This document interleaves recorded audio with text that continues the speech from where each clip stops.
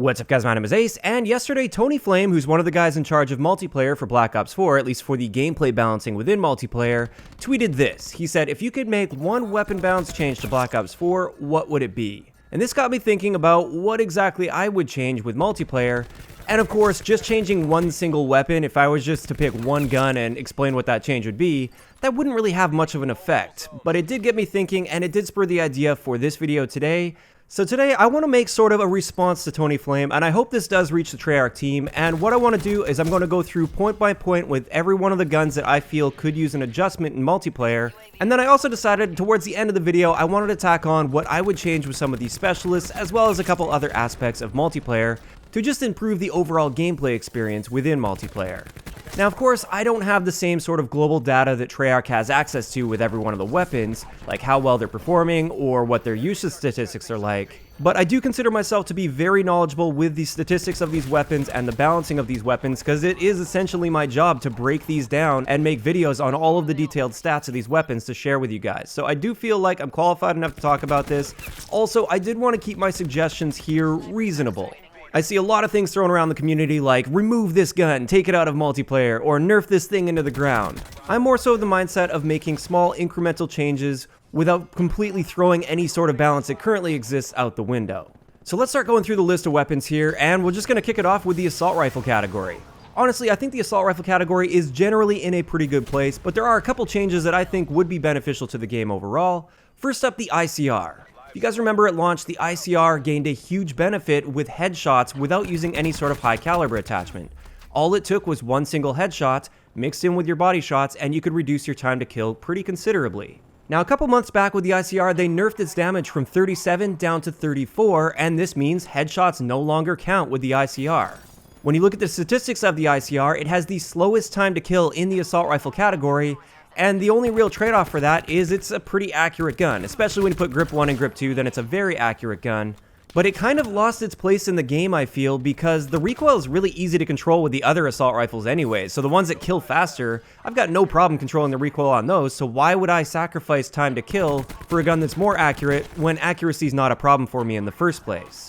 As a result, what I would do to the ICR is I wouldn't take it all the way back to the level it was where it had 37 damage, where all it required was one single headshot mixed in with body shots to reduce the number of shots to kill. Instead, I would bump it from its current 34 damage up to 36 damage. This would make headshots viable again on the ICR, but you would have to hit 2 headshots mixed in with body shots if you wanted to get that 4-shot kill. So it wouldn't be quite as good as it was at launch, but there would still be some benefit for actively aiming for the head, and I feel it would bring a place back in the game for the ICR. It would be the accurate assault rifle where if you were able to accurately aim for the head, you would be rewarded for that, but you have to hit 2 of those shots to the head, not just 1. As for the Rampart, the Can-57, and the Vapor, I think these 3 guns are in a good place where they're at currently. Honestly, I wouldn't touch those ones at all. So this brings us to the Maddox, and as a lot of you guys know, this is kind of known as the try-hard weapon of the game. It's an extremely versatile assault rifle. It's got a great time to kill up close. It's actually got the exact same time to kill value as the SOG 9mm up close. And it's also very viable at those mid to somewhat longer ranges. Now I've got no problem whatsoever with an assault rifle having a good time to kill up close and having that one designated assault rifle that's good for close range combat. However, as much as I love the Maddox, I will admit it is too versatile in its current state, and therefore what I would do to that is simply add a little bit of recoil, so it's not quite as competitive at those longer ranges against the other assault rifles that are designed for accuracy and longer range combat. And that, I think, would balance out the Maddox a little bit better. It would be more designated for just close to mid-range combat, and it wouldn't be nearly as good at challenging people across the map. So that's it for assault rifles. Now let's move into SMGs. Now if you guys remember with the last big weapon balancing patch that was like 2 months ago, which is a ridiculous amount of time without a weapon balancing patch, I feel, they added a 5-shot kill range to all of the SMGs aside from the SOG and the Spitfire. This I think was a great step in the right direction, so now SMGs at point blank range actually have an advantage over most of the assault rifles. However, when you look at the 5-shot kill ranges that they added, these are essentially just within shotgun range. These are really close range. It doesn't help the SMGs at all in those close to mid-range sort of a gunfights where SMGs should still be excelling, and therefore I feel like some of them could use a little bit of extra love here. Starting it off with the MX9, what I would do to this is I would just slightly increase that 5-shot kill range that they added. It wouldn't have to be a major increase by any means, and this would have no impact on its effectiveness in hardcore modes. I just think adding a little bit on top of that will make the MX9 a bit more viable compared to some of the assault rifles in this game, which are great up close. Next up we have the GKS, and the GKS is that slower firing, slower killing, but accurate SMG. It's kind of the ICR of the SMG category. This gun has quite a slow time to kill in comparison to the other guns, but the trade-off is that extra accuracy. In my opinion though, once again, just like with the ICR, this increased accuracy isn't worth the trade-off of your time to kill. So what I would do to this is I would also increase that 5-shot kill range just like with the MX9. This would make the GKS a little bit more viable in those closer range situations, but it would still generally have a slower time to kill than most of the other guns in the game. This brings us to the Spitfire, and the Spitfire is one of the guns that I've seen a lot of complaints about in the community because it has an extremely fast time to kill, and with the new recoil system in Black Ops 4, it's extremely easy to predict and control this recoil. Now, I absolutely feel we should have that super high fire rate, super fast killing SMG that just dominates in close range situations. I just think that effectiveness stretches out too far with the Spitfire, and therefore what I would do is I would simply add more recoil to it. More specifically, I would add a little bit more horizontal recoil to that, because if you just add more vertical recoil, it's really easy to predict and control vertical recoil, whereas that horizontal recoil requires a little bit more skill to be able to control effectively. This will make it so the Spitfire will still be the dominant SMG at really close ranges, which is totally fine in my opinion, but you're not going to be able to stretch your ranges out nearly as effectively as you currently can. This brings us to the Cordite, and what I would do with this gun is pretty much the same thing as the MX9 and the GKS. I'd give that 5-shot kill range a little bit of a boost. Again, not a significant boost by any means, just a little bit to make it slightly more effective. And also another thing I would do to this is bring the sprint out time in line with the other SMGs. For whatever reason, the Cordite has a very long sprint out time, and it just doesn't seem to make any sense. Now, if you run gung-ho and use a little trick where you hit aim down sight before firing, that's not a problem. But I just don't really see a reason for the Cordite having a significantly slower sprint out time compared to the other SMGs in the game. Next up we have the SOG 9mm, and this is another gun that you see used quite a bit, especially in competitive play. This is kind of the other gun aside from the Maddox. And with this, I wouldn't want it to be nerfed into the ground completely, especially if you're buffing some of the other underperforming guns up a little bit.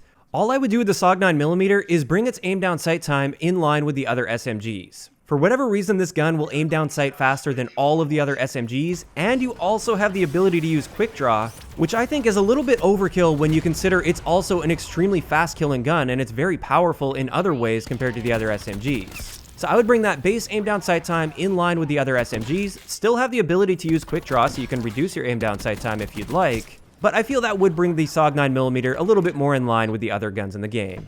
This just leaves us with the Daemon, and honestly I feel like the Daemon is in an okay place. I wouldn't touch that at all. However, there is one other thing I'd like to mention with all of the SMGs, and what I would do here is simply remove the 9-shot kill range on the SMGs. I really don't understand why they have to drop all the way off to a 9-shot kill, where even if they were an 8-shot kill at the longest possible ranges, their time to kill is way slower than everything else, and you also have to deal with their recoil and everything.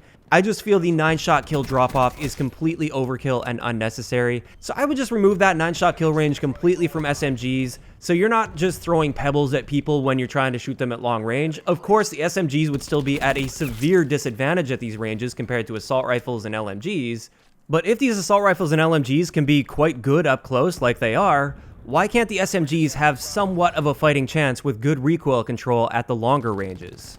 So this brings us to the tactical rifles, and I think the Auger is in a really good place. Same thing with the Swordfish. I think both of those are totally fine. I wouldn't touch them, but the ABR, this needs some love, I feel. In its current state, I really don't understand its place in the game. They've made it more accurate with a weapon balancing change, which didn't make sense to me because the Swordfish is clearly designed to be that more pinpoint accurate burst weapon for longer ranges. This is why I feel the ABR should be more of the close to mid-range burst rifle that's not quite as accurate as the Swordfish, but allows you to get a decent time to kill with multiple bursts.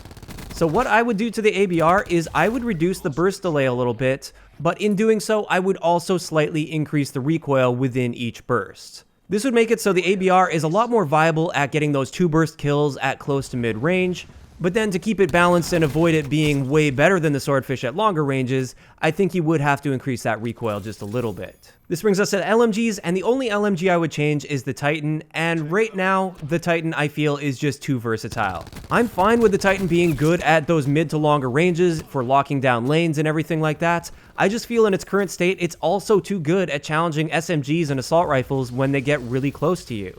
As a result, the first thing I would do is I would reduce the effectiveness of quick draw on the Titan. As it is right now, it reduces your aim down sight time way too much, and it brings it pretty much in line with a standard SMG or an assault rifle that also has quick draw.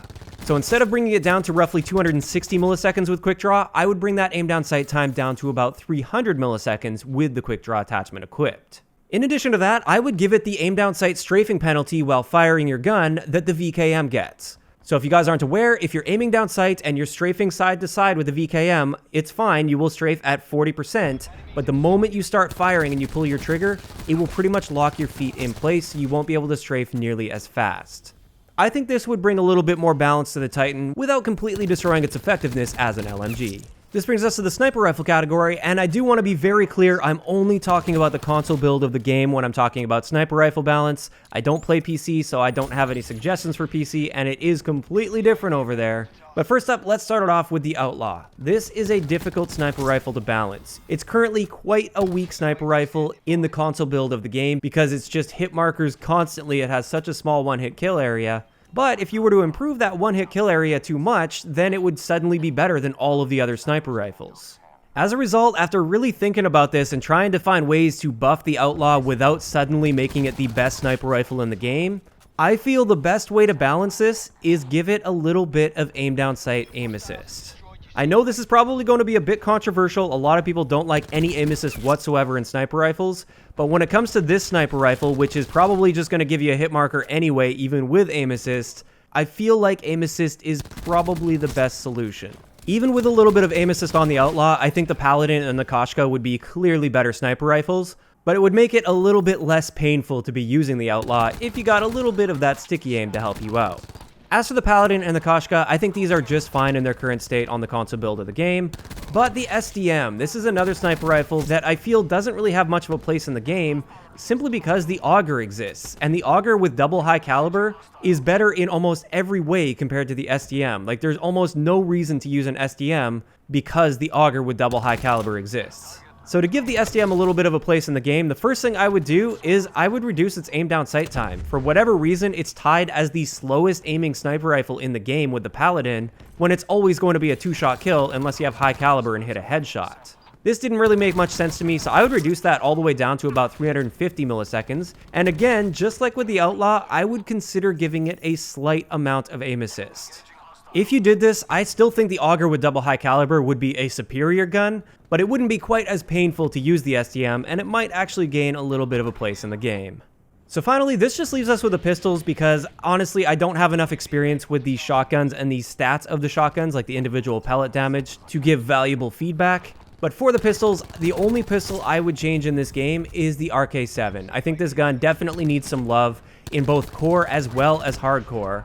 So for hardcore, what I would do is I would increase that 28 damage range a little bit to give you a bit more of a one-shot kill potential and fewer hit markers with the RK7. And also, I would completely drop that 9-shot kill range. Have the minimum damage at 24, making it a 7-shot kill at longer ranges.